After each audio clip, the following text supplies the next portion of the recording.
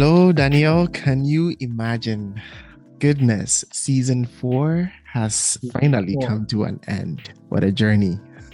Yeah. I remember how this whole thing started since June last year, 2022. And finally, we have come to the final episode where we are wrapping up our conversation. I'm sure if you are listening to this, thank you for being part of this journey. Every episode, the feedback was just amazing. And today, yeah, we're just going to reflect on a few things that we have learned throughout this journey. And yeah, let's see what we can come up with. It's been very good, very exciting conversations that we've had. And I personally have learned a lot. I think that the personal enrichment of, participating in these conversations has been very, very, very rewarding to my whole person, to my work and to my personal way of thinking and my philosophies. And also learning to deal with, what is out there against the backdrop of these conversations. Yeah. It's been nice. And also I think the other aspect of it is that the two of us have gotten the chance to meet some really remarkable people, right? Exactly. Yeah. Really, really amazing. And you made mention of that. And I think that's something that keeps us going all the time because for me, this is something that I do on my day job and everything that is surrounding me, my conversations, and even times where I get the opportunity to present at different platforms. This is where I get all the information and getting to connect with people all around the world to share their insights, rich insights with us. It's just a privilege. And I think that's one thing that really, really keeps me going in spite some of the challenges that we face here and there. But this season, our theme was nature in focus. And congratulations to both of us and the team at Equal Solutions for supporting us to produce about 25 episodes. And so we just want to say shout outs to all the guys who are helping us on this every week. We are Great on stuff. them Yeah. that, hey, we need to upload an episode and everyone is just, on their feet getting everything together, right from getting in touch to guests and getting the questions together, scheduling and recording, editing, and getting all the media stuff together. We really, really appreciate it. And I think we cannot say this without saying any thank you to all the guests who were on the show this season. Very, very remarkable list of people. And we just want to say thank you so much. I think, outside of the podcast, I was also invited to speak, I think twice. Yeah. About the podcast, and I found myself just telling the people how having a team here has been such a blessing for us and helping us to go on. So we really appreciate the whole team at Ewusi-Mensah and GLC. And yeah, we're looking forward to more things ahead. Yeah. Aside your feedback, which we heard and really, really embraced, we also were able to attain a lot of things that we never thought that we could get to. We got to appear, have lots of listening in so many different countries. Now we are appearing in 90 plus countries. And thank you if you are new to listening to the GLC podcast. We really, really appreciate your time. We got a lot of featuring, especially with Acumen this year, and several of them, some of them we have published on our website, and you can follow them and even on our social media. But we just want to see if we can pick up some few exciting episodes. I mean, this is really hard for me, Daniel, because all the episodes were very insightful and eye-opening. So to choose a couple and just reflect on them, well, I'll leave the hard part to you. Yeah, so we're just going to do a bit of reflection. That's something that I've been wanting to do for a long time, but never really got into doing. But the struggle is real. Yeah, we are not picking specific episodes because they were better, but just that we want to just simplify this wrap up, and we'll be reflecting on almost everything that happened throughout the entire season. But we are hoping that some highlights from some episodes would just refresh your memories, and that if you missed something as well, hopefully some of these would get you to go back and listen to the episode. And so, yeah, we were very excited about this particular season because of what we were doing with the new paradigms in education. Yeah, which was new, right? I think we introduced it in this season. Yeah, we did. Yeah, we did. And we kicked off with a superb conversation. Oh, goodness. The Women's Night. Yeah. And we definitely want to reflect on that and pick up some things. Everything there was very practical. And David, you might not know this, but actually that particular episode got me to make a very, very life-changing decision concerning my professional life. Yeah, so interesting. I'll talk about it. Yeah, we can dig into it. So yeah, so we are starting with what's next after school. Oh yeah. It's very curious that I think I'm not sure about David, but the episode sort of hit you at a very good time. Yeah. We had 3 fantastic speakers in that episode, and the 2 of us were there as well. And so 5 speakers, I'm surprised we actually able to make it, have a civilized conversation throughout. Don't forget we had 2 episodes out of it. So yeah, there was a lot of excitement in that particular episode and the discussions that we had. It's interesting because one of the things that really got me was when I think it was Florentine who mentioned, usually we graduate from school and we immediately want to start making the big bucks. So we are turning down jobs that might not pay as much as we expect or something like that, and I found that to be very, very reasonable. Because actually, when she was saying, I was like, oh my goodness, she's talking about me. It was like, and so I was thinking about leaving my job at that time, and she got me to rethink my whole paradigm over there. And to Florentine, I hope you're listening to this. And so I sort of went back, and then I started evaluating the pros and cons of my job, and I came to find out that actually, there were so many nice things that I was overlooking about the job that I was having, and the very small things that were not going my way, I was amplifying them so much that it wasn't allowing me to really enjoy. And so, very interestingly, when an opportunity that came with so much money came around, I actually turned it down because it wouldn't give me that experience that I would get in what I'm doing. So so thank you very much, our speakers, for that particular episode, at least personally.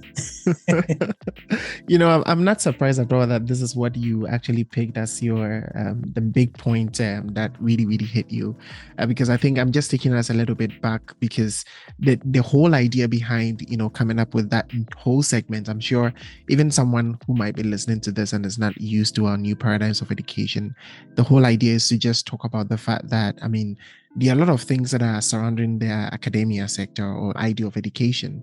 And we want to talk about them because we are a podcast that also promotes critical thinking among graduate students. We want to talk about some of these things more because people move from here and go into the industry. And these are the people that work in sustainability fields and whatever fields that they are. And we are also trying to define sustainability. So this is definitely part of our mandate. And for me, in this particular episode, I think there were really, really a lot of things to pick up over there. And for me, I think there was one question that we asked about what brings people satisfaction. What is the thin line between satisfaction and also getting all the money and stuff like that? And I think we got to a conclusion that I think Lois made mention about she being an engineer and a scientist and still has the passion to do, dancing and supporting graduate students. And they all in their profession and really enjoying, their passion of maybe languages or, I don't know, helping other people or dancing, singing or anything like that. So a successful job is not what the surrounding or our environment actually depicts. It's something that brings you that kind of satisfaction because after everything, you go home, right? After that 9 to 5, you have to go home and be with your family and you have to be in sound mind. And I think this was something very relevant in this modern world, because now we are just chasing the money, and the time we are able to get a lot of money is just time to get sick and use all that money to, take care of your bills. And that was something very, very insightful. So young people, let's look out for satisfaction, and let's look for something that brings us fulfillment. And if you're a Christian and you do believe in this, there is a calling. So follow that mission and pray to God, and God will just direct you on where you have to go. Yeah, definitely. It was also quite nice to see that I wasn't the only person thinking some of these thoughts, and to see that there were others who were thinking the same with me. But yeah, David, you make some really good points over there. I highly, this is something that I think we're going to have to continue to keep recommending to a lot of listeners, when we talk with people who are struggling to know what's next, what they should do after school, always point them back to this particular episode. There's something that I do, a bunch of young people coming around who are about to graduate, and I'm going to point them to the episode and ask them to listen as well. Yeah, so that's very true. It's available on Green Living Chat podcast. All the episodes that we'll be discussing today are all available on all podcast platforms and also on our website. So please just feel free and look out. Just type Green Living Chat podcast and you find it available. And this particular one was What's Next After School. All right. So we're going to keep diving. And David, you talked about, on our website, we have this statement that it's time to define sustainability, isn't it? Yeah. And this is something that we are doing in various ways. And this particular season, we have been doing a lot on education, critical thinking and all these things. And we had a mind-blowing episode, which I think if you are very sincere and you listen, you will find a place where you yourself will be criticized at a point. Yeah, it's gonna hit you. Yeah, it's gonna hit you. One point will definitely hit you, and that was with Julian in our episode Fabrications in Sustainability and Transitions Literature. Wow, that was a good episode. Yes, that was huge. I mean, I don't know. Do you want to go first on this? I know you have a lot to unfold in that episode. I do. Because David, you know that I've been talking about what Julian was saying for a long time.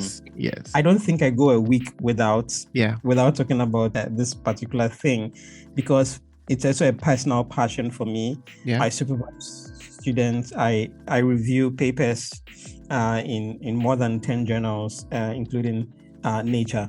And I see all sorts of things coming up. And, actually right now at this very moment, I have a pending paper that I need to review. And I don't even want to do it because this is the first time that I've had to reject a paper 3 times.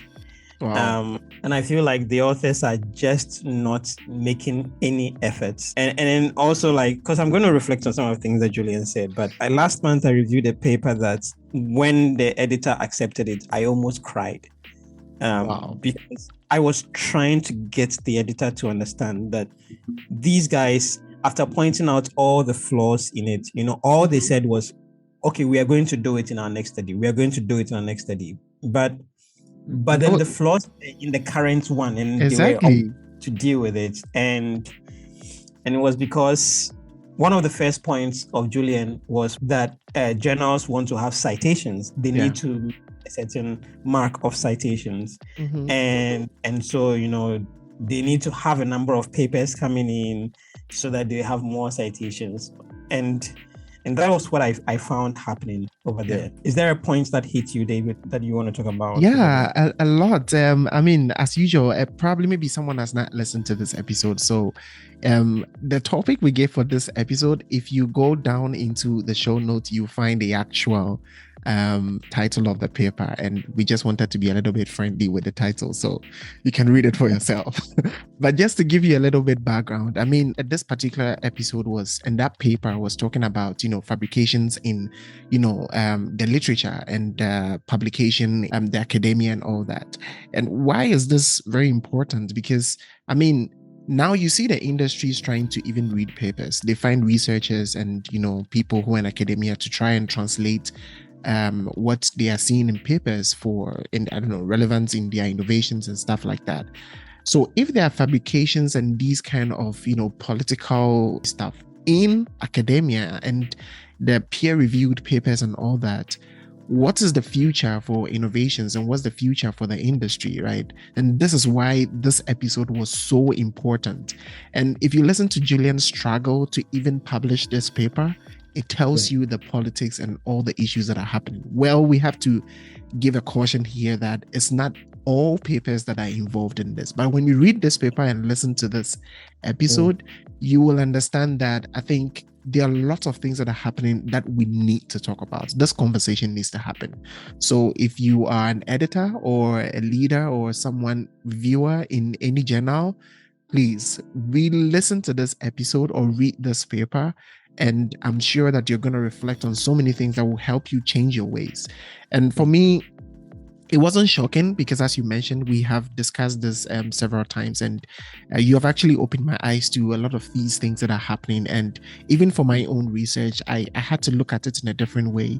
I've always been for quality research and report the things that are actually happening, but I haven't really encountered any journal personally who is trying to change the things that I'm trying to say, or maybe in my field it's not happening, but there are other areas that are very, very sensitive and they want, these kind of buzzwords and want you to use these kind of things.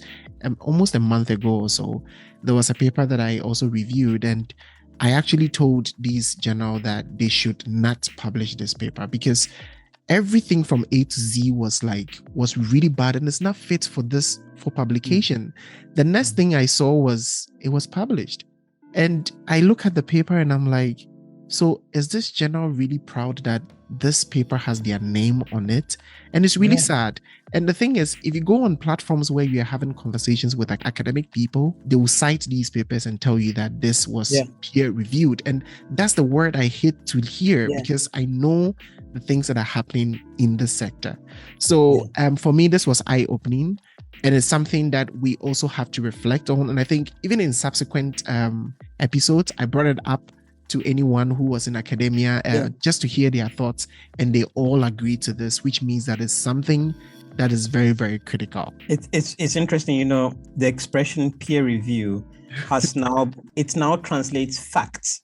Yeah. The fact that, scientific facts, peer review, then it's now a fact. And I think this is probably the worst thing that has happened in science, that we are thinking peer-reviewed papers mean fact. I mean, usually I tell my students the fact that a paper is published doesn't mean that it's good. Thank you. The reader themselves needs to have some kind of objective way of assessing the paper and really to call things out as they are. There are just so many points, and I'll quickly just pick up on some of the things. You spoke about review papers, which I was so happy to hear, because this thing is one of the things that I don't want to use any of the words that he used, but but it's something that really hits me to my core. Yeah.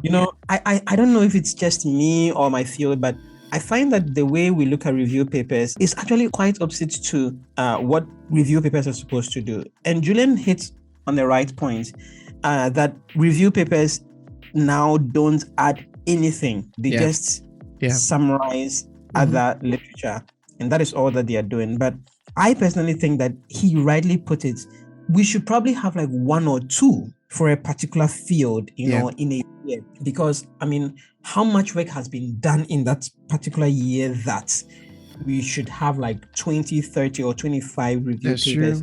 That's true. And review papers have to be based on experience. But I think the trend has become more of a literature review. I think that's the idea. When people think of, they're thinking of, like the literature review I do before I write my paper, before I write my scientific paper. But that's not what review papers are supposed to do. Review papers are supposed to really pick up on the highlights in the field, the latest, knowledge in the particular field. And so I personally, think that review papers, have to come with some sense of authority, what have you dug in the field and all that. But Julian made some really, really good points over there. And if you're thinking of writing a review paper, I would really recommend that you listen to these points that Julian was making. Yes. I have a short story to tell about that. I remember a few years ago, I tried to publish a review paper, and this was during my master's degree. And when I submitted a paper, one of the first comments that one of the reviewers made was that the authors are not fit to write a review paper. So I took that as an offense.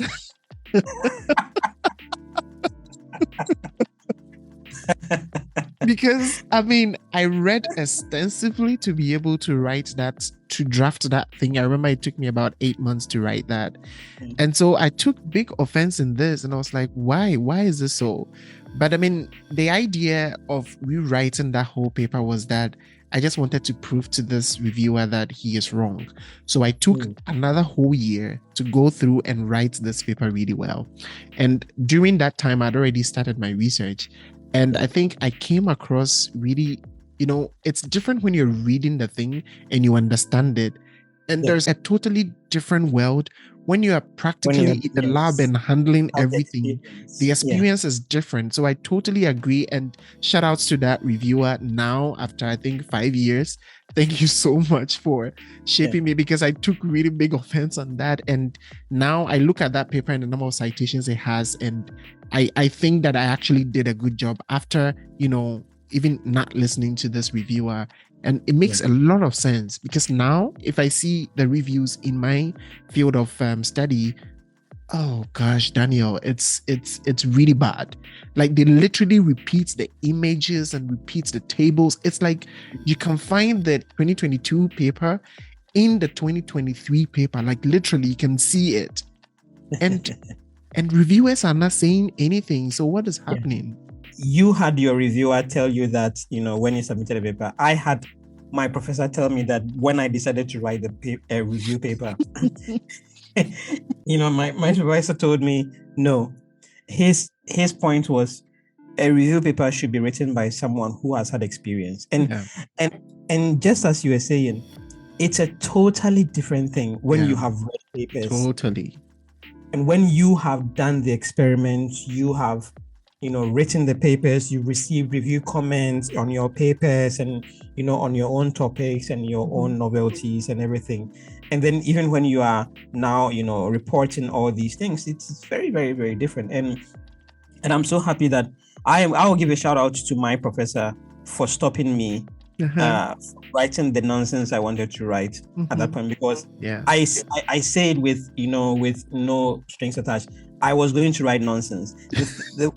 What I wanted to write about, and I still remember all the ideas that I came up with that I wanted to write the review about. They were really nothing. I am currently, preparing to write a review paper on satellite products that we use in climate science, and it's a whole different argument now. I have the experience, and I know that whatever I will write, will be beneficial. We are not trying to say that, leave it to the bosses, but we are just trying to say that if you're thinking of writing a review paper, one of the biggest advice that I will probably give to you is that talk to experts. It's not just about reading the papers, but talk to them. Collaborate. Collaborate. Go for conferences, listen to experts. Present your ideas to them. Have them criticize you. Exactly.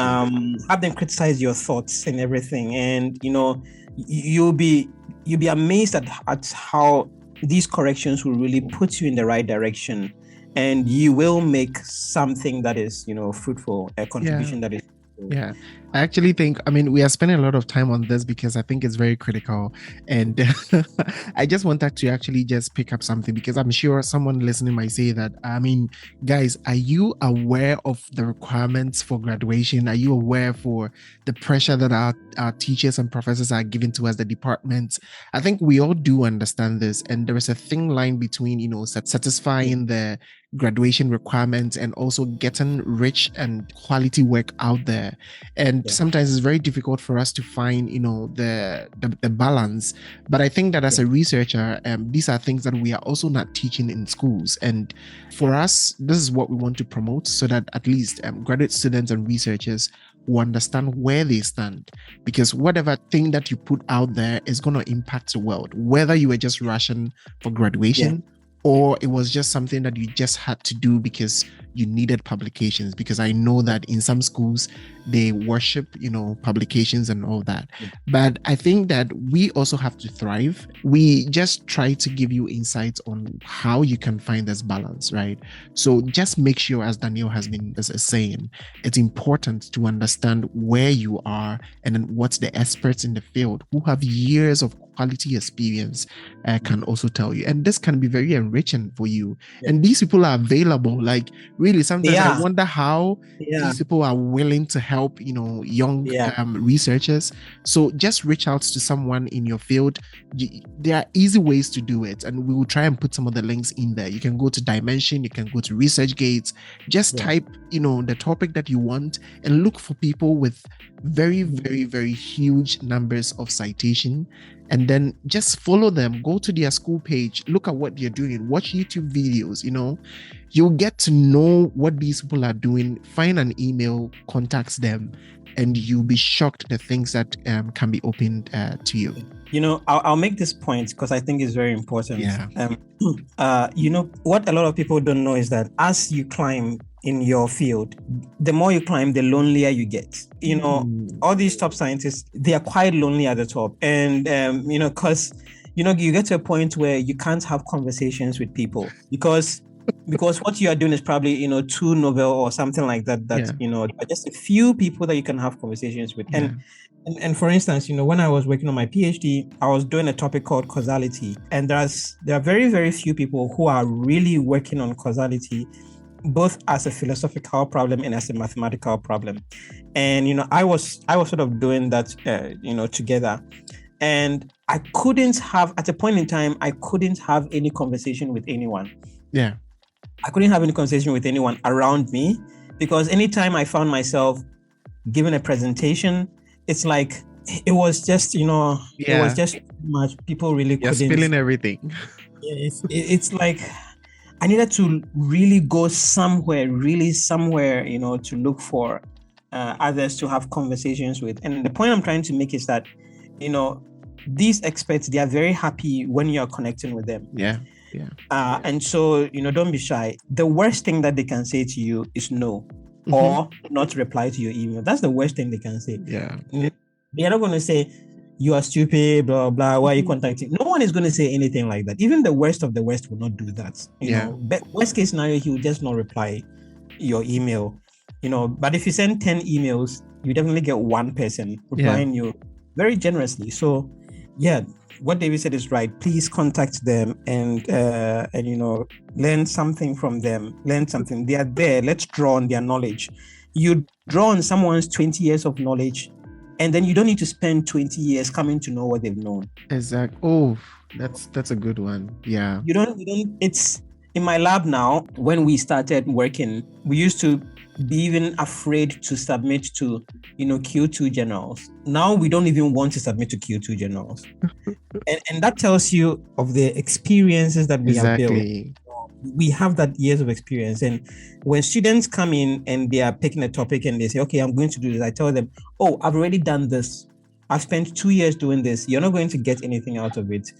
Jump to this one. And then, it spares them headaches and all these things. And this is what I know happens when you talk to experts. Yeah. David, there's a point that it was sort of implied in the conversation. And I just quickly, maybe you just a few sentences on that. Trending topics. It's a bit confusing though, but you made a point in the conversation. You said that you were talking about the politics in science, and then you said that you had a discussion with someone on LinkedIn or something. The person said there are no politics in science, and when I listened to that, I just laughed, because I had a very similar experience, with someone when he was in his master's. He was like, no, there is no politics in science. And he's like, in science, everything is a fact. You get a fact and you put it there and they accept it. And I tried to talk with him. He didn't understand. Fast forward like 3-4 years later, he came to me and is like, "You are right." You know, it's like he had been beat down so much, you know, by the system that at that point the guy had just lost all his energy and enthusiasm. But this is the unfortunate thing. Daniel, you know what I'm thinking about? I think that probably in our next season on the new paradigms of education, we should have a conversation on peer-reviewed papers, why we need to talk about it. I think we should talk about this process and get like really, really good people who are on both ends, researchers and, you know, peer reviewers. And also, I mean, professors and all that. And we can hear from everyone's perspective. Why do we really need to talk about this? Because I think it's really, really important. And I mean, already we've spent a lot of time talking about this, but it's something we definitely need to talk about it over and over, because it has a really, really huge impact on both academia and even in policy making and the industry and everywhere. Thanks, Julian, for this. It was really exciting. Oh, one more thing from Julian's one, which I think affects us. His last point was on activist rants, which affects us as a podcast. You know, I think that, you know, I have been thinking that even we as a podcast, we need some sense of review. You know, we need the review, we need correction, and so we invite our listeners as well. Please, if you find us, you know, ranting about things that don't make sense and need critical correction, please, you know, we invite you to that. Draw minds to that. Let us know, hey, you know, that fact you raised over there, what do you think is a fact is really not a fact. There needs to be correction, because we are in a world where, you know, activists have no filter, and you know, everything just goes, you know, like they bring the topic and they start jumping on top of cars and shout. So that's a point that I think GLC will also, you know, be reflecting on. All right. Thank you, Julian. Thank you so much for that. Again, we're going back to, you know, David talking about defining sustainability, and I think that one of the things that we need to correct here, because I've had this discussion with David, is that when we talk about it's time to define sustainability, we're not talking about a textbook definition. We are actually talking about the fact that sustainability is such a rich concept that it is impossible to define it from one dimension. It has to, you know, come from all sorts of dimensions for us to get the full idea of it. And, you know, Mai Shalabi was with us talking about sustainability education, why it hasn't worked. That was an exciting conversation. I think this is what affects the definition of sustainability. You know, it hasn't worked because we haven't defined it well. And how did you find that conversation? And what are some of the things we can learn from it? You know, that conversation was so, it was full of so many things. And I mean, Mai really opened my eyes to so many things. And even for her, after the conversation, she told me that, I mean, there are a lot of things that she, even as a professional, hadn't really thought about. But one thing that really struck me, it was a very simple part of the conversation, and it was about languages. And we're talking about some of the limitations in sustainability education. And one of the things was languages. If you look at the percentage of people globally who speak English, you'll be really shocked. And most, you know, of these education things that we have are in English, and we don't have translations into local languages and other languages around the world. And that was really, really sad. And, you know, recently I was just having a conversation with a new company that contacted me. They are called Eco Interpreters. And I was really happy that these people have established such a company, because they have about, I think, almost 10 languages that they want to help sustainability related industries or companies to translate their work on their website or materials into other languages that can be accessible to people. So that was one big thing. The next one was that, I mean, we know that all these certifications that we have to get, you might have to go through 1 year of education, 2 years, 3 years to get all these certifications. But someone who is facing floods this year does not have time to go through that 1 year to be able to adapt. And now that we are talking about adaptation, we don't have the time. So how do we get these people educated, right? And if we are focusing on children, that is fine. But what about the adults who are facing the challenges now? how can they be educated to also pass the education to their kids? So, of course, there are so many things that we unfolded in that conversation. I really entreat you to look at it again. There's going to be a part 2 in the next season for sure. And but Daniel, what about you? Yeah, I mean, again, picking up on, I don't want to go too far, picking up on languages. I would even sort of also think of another dimension. I promised I wouldn't do this, but unfortunately, it's happening. It's that, even with the most popular language that we use for this kind of conversation, which is English, I have come to find, and this is something that has really affected my philosophy on sustainability, is that it's not just about the language, but it's also about how the language is used. And I think one of the reasons why it hasn't worked is because we are sticking with some sense of political correctness, which Julian also mentioned. Instead of really looking at the language, we are sticking to phrases. And we have become, broken records that are repeating these phrases without a very good understanding of these phrases. And, Maya is right. There has to be some sort of education going on. We had a prep talk with a climate journalist, and about a year ago. Yes. And I love the question that we sort of briefly discussed in that conversation, which was that, what is the meaning of climate change? And even as a journalist who had been working in the field for a long time, that particular day, he found that he needed to review what he defined as climate change when I explained it to him. And this is something that I am discovering that we need to do as well. We need to be responsible for the language that we use and really think through. And in this day of information technology, where you can just go on the internet and type a particular word and then quickly dive into the conversation as well. Lack understanding, detailed understanding of particular concepts. And so, I just go on. I hear someone saying remote sensing, and I go on Wikipedia and I read 5 minutes of remote sensing, and I think that I have all the knowledge that I need, to debate someone who has been learning remote sensing for say 10 years. I think this is one of the problems that we're having with sustainability. There are people on both sides. There are people on both sides who haven't learned the language, who haven't studied the language, and as such are not making the right arguments. Exactly. Yeah. And actually, just a quick one on what you mentioned about just Googling something and just trying to read things.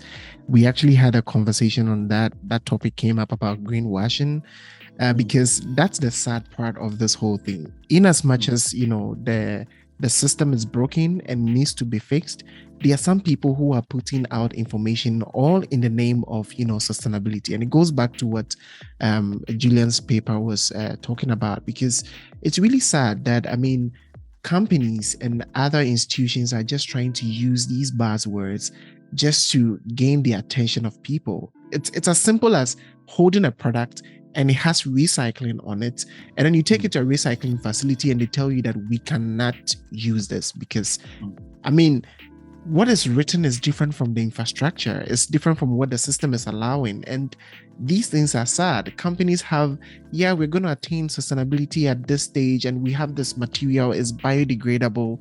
Meanwhile, you can put it there and look at it like your whole life and it will not degrade. And the fact is that scientifically, it degrades under certain conditions, which is not the everyday life conditions. So why are we hiding behind all these things? So greenwashing is the sad part of all this. And we hope that these conversations can happen. And I am waiting for a day where any of these conference of parties will have a theme called greenwashing. Let's have something and let's talk about this. I really wish that can happen. I know it won't happen, but let's Yeah, I was just about to say, you're really dreaming an impossible. You never know. Someone will pick it up and invite you to be the main speaker. I hope so. So thank you, Mai. Thank you so much for pushing us in that direction to think about sustainability education. And it's something that we need to really to pay attention to, and we need to do much of. And like you're saying, get the message out there, have as many people as possible thinking about this, and also, getting the education, and hopefully the interpreting company will make an impact. Yeah, definitely. I'm really looking forward to that. Again, still talking about this whole thing.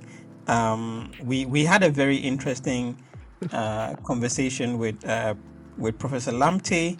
Oh yeah. Why Africa's climate research is struggling. He's a very passionate man, and having that conversation was for me an eye opener. I think that one of the things that really hit me, or let me say two things that hit me. First, he said that the fact that you've done a PhD doesn't mean you should stay in the university. Exactly. It's you can make an impact in industry, in the operational services. And then the second point that he raised, which also hit me, was that we should see this whole idea of climate research and climate change more as a developmental problem and not an environmental problem only, but also as a developmental problem. And I think for me, in a way, in a very subtle way, that was a good criticism for me. I was criticized, my whole idea of looking at it. And he explained a bit further, when he was talking about, a developmental problem. It's something that should integrate how it affects the economy as well, what we do.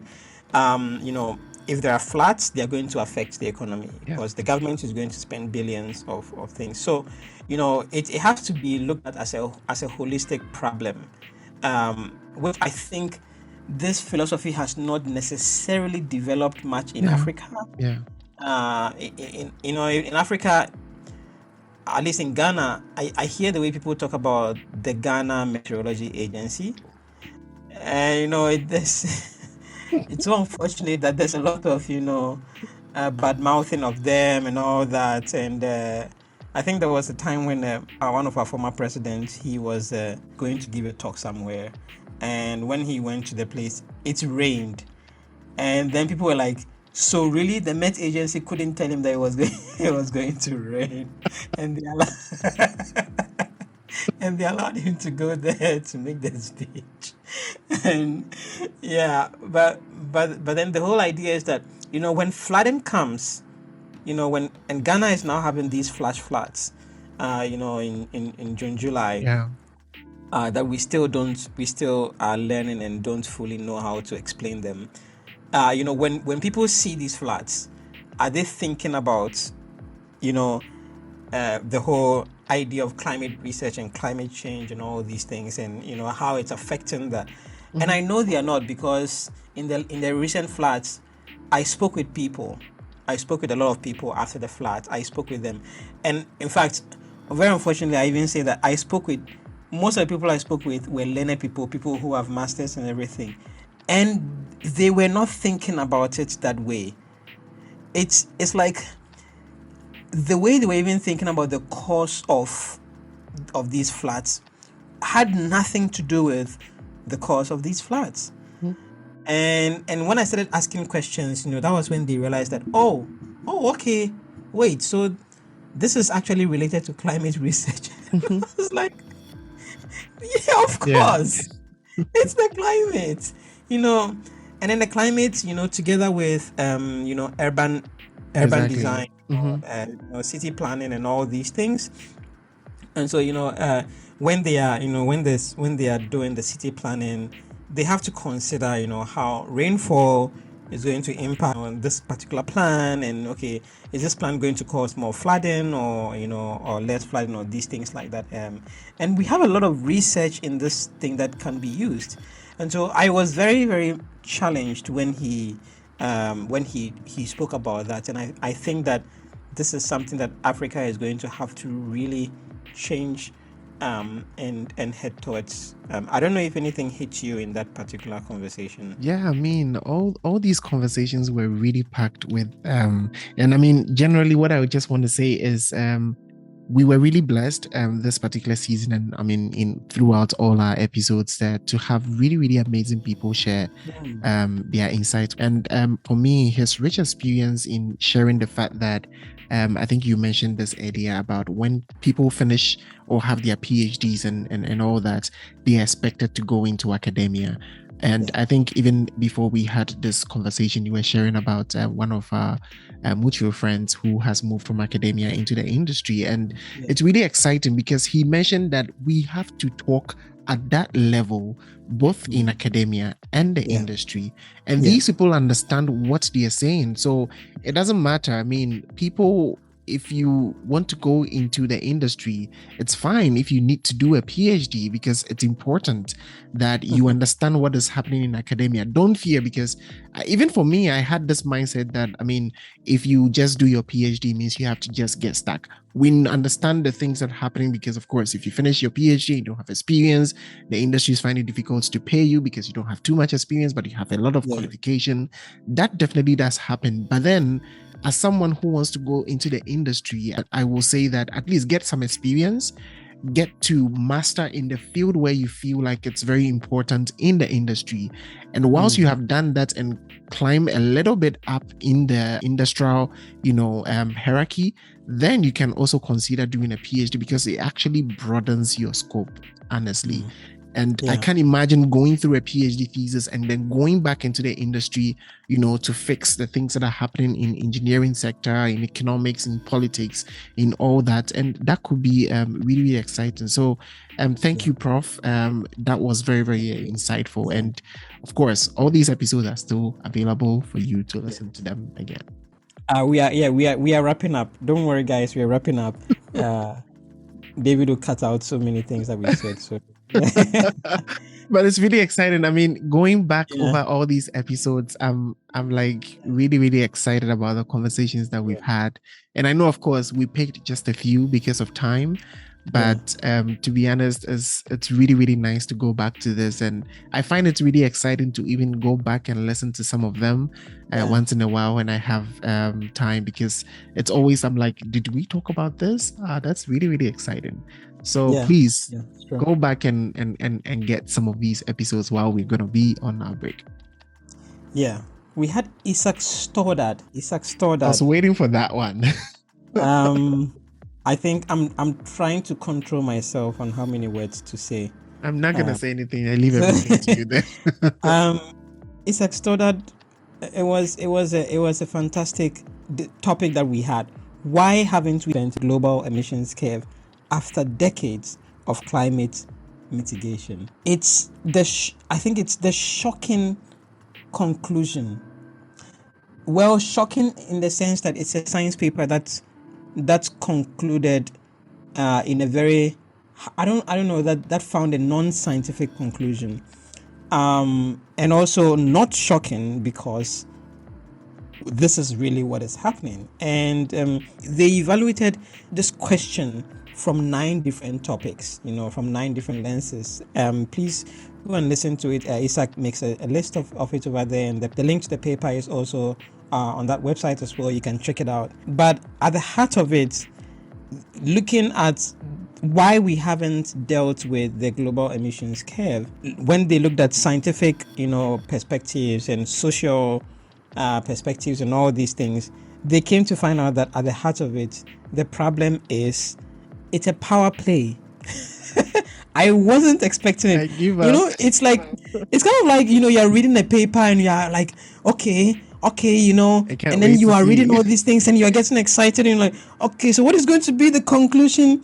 As a scientist, I was looking for a conclusion that I could sort of work with, like, I was like, what? It's a power play. And it's kind of like, okay, I don't know how to respond to that as, in my physical sciences. But then, I think it also teaches me that I should be responding to it in probably the way I am doing science. Have I also gotten into that whole, routine? Yeah. And am I also doing that? And is there a way I can move out of it, to make an impact, to make a difference? And I think that for you, once you hear this, you are thinking about COP. Yeah. And it's this is something that, I think was surprising, yet not surprising. For me, it was a disappointment, to see that we're not taking this that seriously, that really it's more about, people changing things, according to the way they want it to be changed, instead of really dealing with serious environmental problems and developmental problems that affect us, affect the people around us, and also affect the future of the human race. And I know, David, you probably have a 24-hour talk on this that you could give. So please, I'm giving you 2 minutes to just respond to. To be honest, I really don't want to dive into this topic because I'm sure we are not gonna finish talking on this. But to be honest, I think it's very disappointing. It's also interesting their conclusion. They got out of their shells to be able to come up with such an interesting and conclusion. And there are so many issues surrounding climate change and the evidence and all the things that are happening around.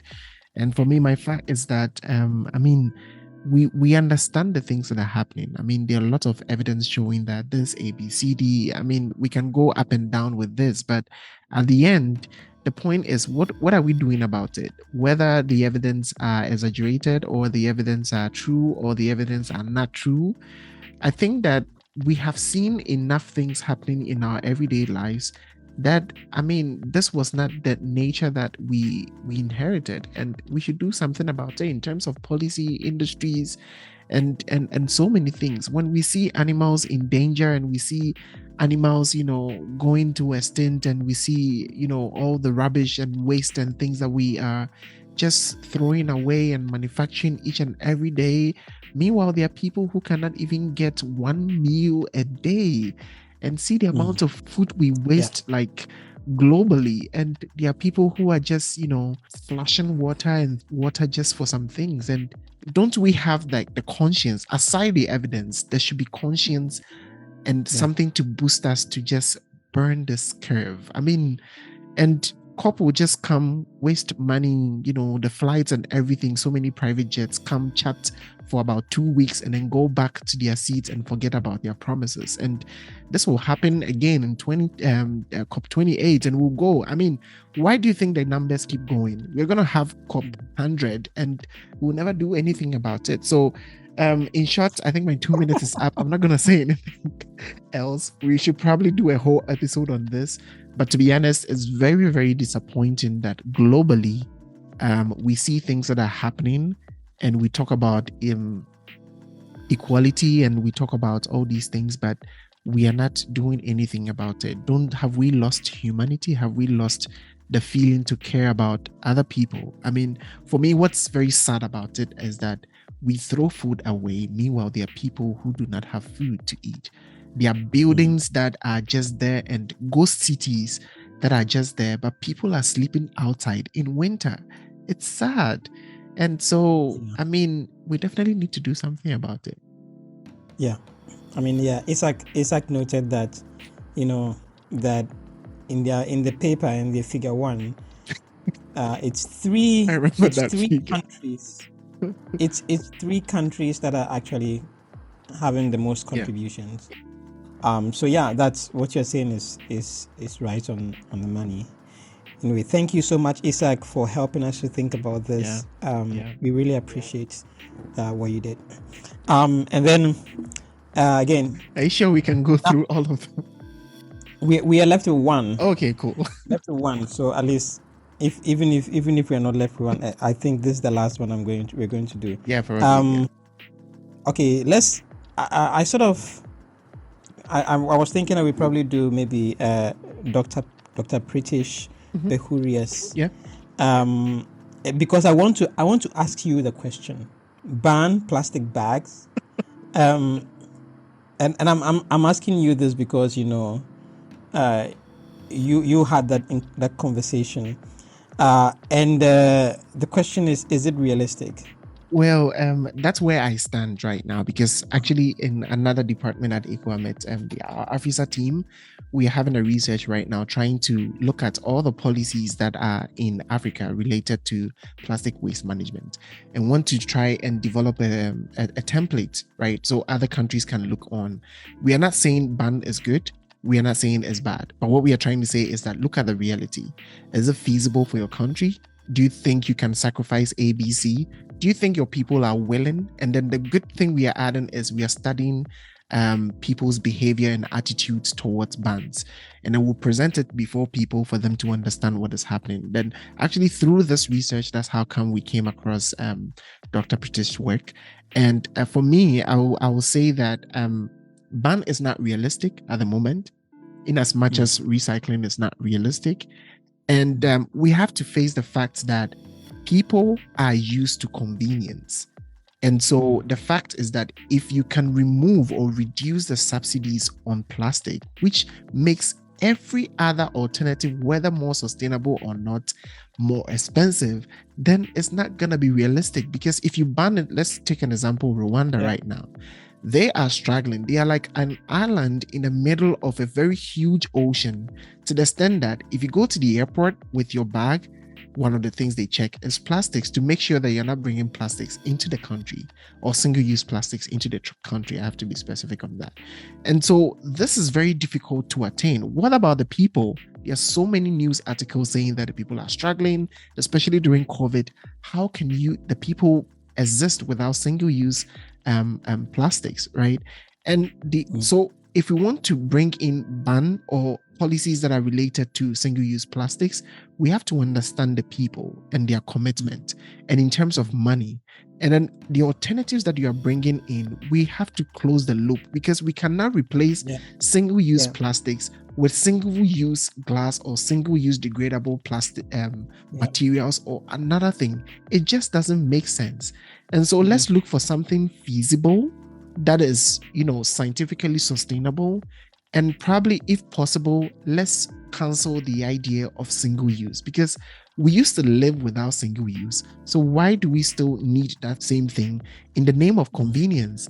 There's a whole lot of things to think about this. In as much as, banning single-use plastic is not a realistic thing at the moment, I think that we have to educate people for them to come back to their senses of the idea of simply carry a bag when you're going for your shopping and don't take extra bags. Because if you put more tax on it, people can afford it. How much is 0.5 euros or $0.05? People can afford it and they'll use it and they just go back and dump it. And there are whole issues about, preserving food and when the plastics are on, blah, blah, blah. Why can't we make it in a form that it can have another use? Or we have a very good collection system. Those days, we used to have Coke. You drink it and you send it back for another bottle if you want to drink it. Why can't we go back to that? Because now it's so cheap because there are so many subsidies on it. So we can go back and forth with it. But to be honest, countries that are employing the idea of bans, they have to think about it a lot. You can ban it on paper, but realistically on the ground, it's not happening. And for that, that's greenwashing. And so think about it, how the people feel about it, but also educate the people to understand that we have to go back to the old ways, not necessarily to go back, maybe live on trees or anything. But the idea is simply take your own bag. There is nothing wrong with that. I don't know why it's so difficult for us to do that. Like, take your own bag. It's true. We here in my home, we have an IKEA bag that we take for shopping. Yes. All the time. And there's nothing wrong with the bag. It still fits. It's actually quite good. It's actually more useful. It's stronger, and it lasts. We've been using it for like 2-3 years now. Yes. And we've spent little on on plastic bags and all these things. And also, the last thing, I'm sorry, there are too many unnecessary innovations. Can you believe the other day we saw banana peeled out of its own natural peel and cut into small pieces and put in plastic, selling in the supermarket? What sense does this make? Like, to be honest, what sense does this make?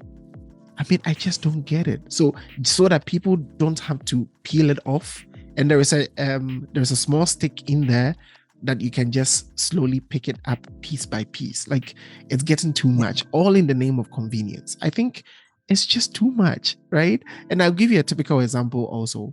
Can you imagine there was a company, I was just going back and forth with this company. They have made packaging for donuts. It's like in 3 different layers. And the idea behind it is that we want to allow people to be able to transport donuts from maybe one country to the other. Why do you need to, think about it. Why do you need to transport? Don't you have bakeries, local bakeries? And you look at the packaging that they have made for this donuts, and it's just sad. So,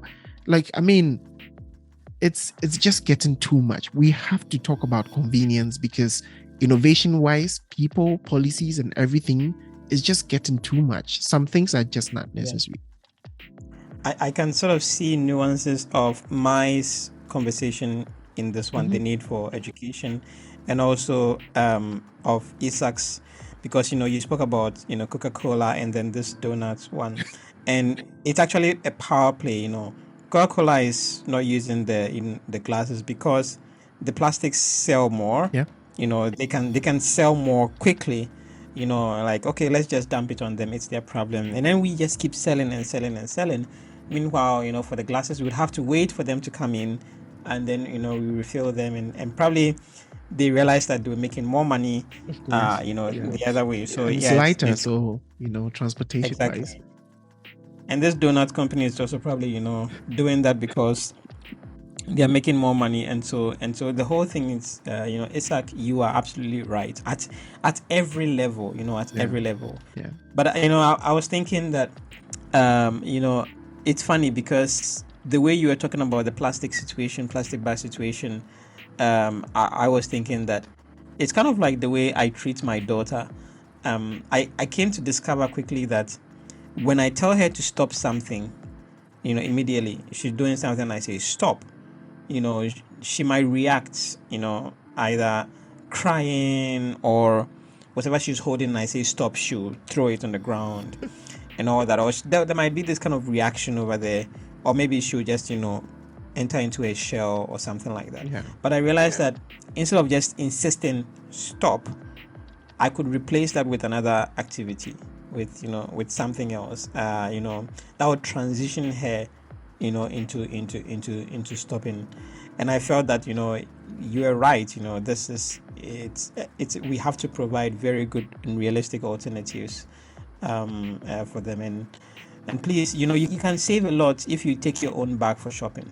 That can get you a meal in a month or something like that. So get a bag and then go shopping with it. You really need to come home with 5 plastic bags because you bought a lot of things. You just have 1 bag because you can pack everything inside conveniently. Yeah. And there's a lot of things that everyone is involved in this conversation, to be honest, because I do remember very well. I will not mention the name of this supermarket, but I went there and one lady was just going back and forth with me because, when you go to the supermarkets, you want to buy vegetables, you need to put them in these plastics so that they can measure it for you. And I told the lady, I'm just buying 2. I don't need, so can't you put it on the thing and just weigh it and give the thing to me? She was like, no, that's not how we do it here. You need to take the plastic. We went back and forth and I left the place without buying the thing. What sense does this thing make? Everyone needs to be part of this conversation because now it's the plastic contributes to the weight. It's really funny because I just go to the supermarket and I look at how people just roll off and tear this material, like this plug. They just keep tearing, and they have like 6 in their hands. Take 2 carrots, take 1 cabbage, take this, and all of them have to be. And as soon as you get home, you dump everything. So there is a lot of education that has to go on. For me, the most important is the convenience aspect, and that's for consumers. But then when it comes to the industry and everything, let's rethink what we are doing and what you're sending back. In their mind, we just make our money and then we just, dump it off. Whatever happens, we don't care about it. But this is a big conversation that needs to happen. And it's not just plastics, because actually the majority of single use is actually paper bags. And that's really crazy. Just go, there's pizza and all these chicken and blah, blah, blah. They all come in these paper bags, and we also have to talk about all these things. So What an exciting season. Oh my goodness. There were so many things to unfold. Apparently we had a lot to say. Yeah. And I'm really, really excited about what we had. And I know that we will love to reflect on more things, but we really don't want to make this episode very long. But to all our guests, we want to say again, thank you for opening our eyes to so many things. I mean, of course, it wasn't that a smooth season. We had a lot of challenges and transitions along the way this year, and so even sometime we were not even able to upload episodes every week, but we're rather going every other week. We don't know how it's going to look in the coming season, but for sure we'll be coming your way at least twice in a month. But thank you so much for sticking with this, and we didn't have any complaints from anyone, and we thank you so much for being with us throughout this journey. So, Daniel, is there anything exciting that you think that you would have picked up from, this whole season? Yeah, there's been so many conversations, and again, I also want to say thank you to our speakers. Really, thank you for honoring us. Some of you were just meeting the first time in the emails, but you just so generously responded, and we now have working friendships with you, and thank you so much for that. I think that for me, every conversation has challenged my life, professionally, and then my private life as well, how I live in my home. And so I hope that I will be able to practice these things, and I hope that again, building on Julian's own, GLC will not just be an activist ranting podcast, but we will speak with critical thinking, which is what we are promoting here. And I think that David and I are doing that. We'll probably share our thoughts later on in the next two seasons, that we are currently also trying to understand our biases in the whole conversation. We don't want to fall into the trends and the power play and all that. We want to challenge our thoughts. So now we are also listening to conversations that are sort of contradicting to what we are doing here at GLC. Not to argue, but rather to know where we are not critically looking at the problems that we are talking about here. And we hope to find such conversations on GLC to challenge us,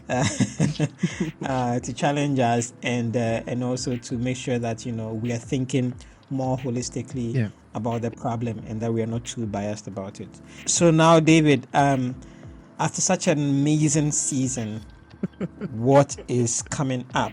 I think, as usual, we have a lot in mind, and we are preparing. And there are some of them that we have not finalized yet, and we are still, planning and trying to come up with really, really interesting ways where we can present conversations here to you.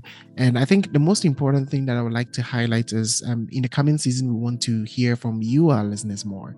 So if you think that you have any recommendations, we have a chat even on our website, and we have our social media platforms always in the show notes. So just dive into them. If there is someone that you want to bring on board on the podcast, we are also in conversations on so many platforms, on Slack, on LinkedIn, so many different social media platforms. So get in touch with us. And we are also reachable by email, glcpodcast@ecoametsolutions.com.